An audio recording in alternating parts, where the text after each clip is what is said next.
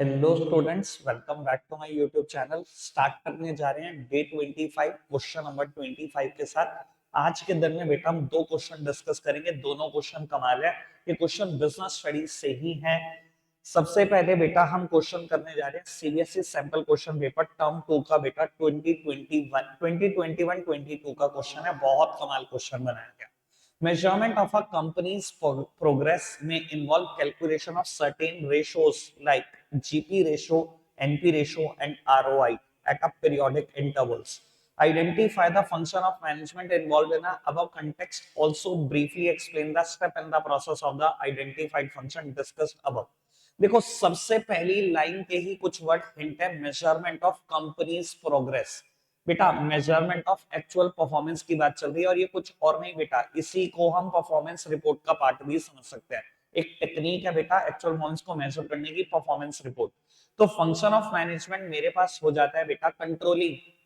और स्टेप की बात करूं तो बेटा स्टेप हो जाता है, यहां पर पूछा गया था मुझसे स्टेप, तो हो जाता है मेजरमेंट ऑफ एक्चुअल परफॉर्मेंस।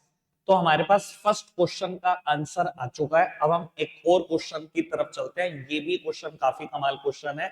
ये क्वेश्चन है सीबीएसई सैंपल क्वेश्चन पेपर 23-24 का। काफी लेटेस्ट क्वेश्चन है ये। Enumerate any 3 advantages of management by exception which is used by manager in analysing deviation.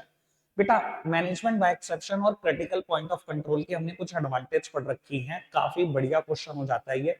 बेटा मैनेजमेंट बाय एक्सेप्शन हो या क्रिटिकल पॉइंट ऑफ कंट्रोल क्या करता है बेटा, सिग्निफिकेंट डेविएशन और इनसिग्निफिकेंट डेविएशन को पहले ही अलग अलग करा देता है।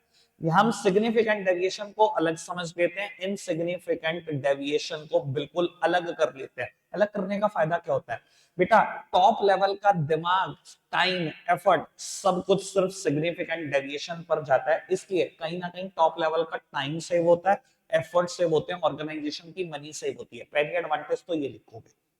दूसरी एडवांटेज लिखना, क्योंकि आप सिग्निफिकेंट डेविएशन और इनसिग्निफिकेंट डेविएशन को बेटा कैटेगराइज अलग अलग कर लेते हो।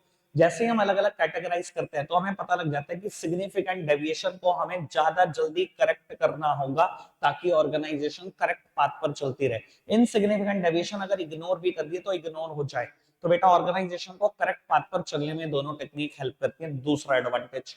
तीसरा एडवांटेज, यहाँ हम डेलीगेशन ऑफ अथॉरिटी का भी इस्तेमाल करते हैं। इनसिग्निफिकेंट डेविएशन को हम बिल्कुल भी इग्नोर नहीं करते। हम मिडिल लेवल लोअर लेवल को कहते हैं आप ट्राई करो इनको करेक्ट करने की। तो कहीं ना कहीं बेटा अगर मिडिल लेवल को और लोअर लेवल को टॉप लेवल की अथॉरिटी शेयर करने को मिल जाती है, डिसीजन मेकिंग करने को मिल जाता है, तो वो भी मोटिवेट हो जाते हैं। ये 3 एडवांटेज आप लिख सकते हैं। ये क्वेश्चन आज भी पेपर का पार्ट हो सकता है, बहुत वर्थ है इसकी।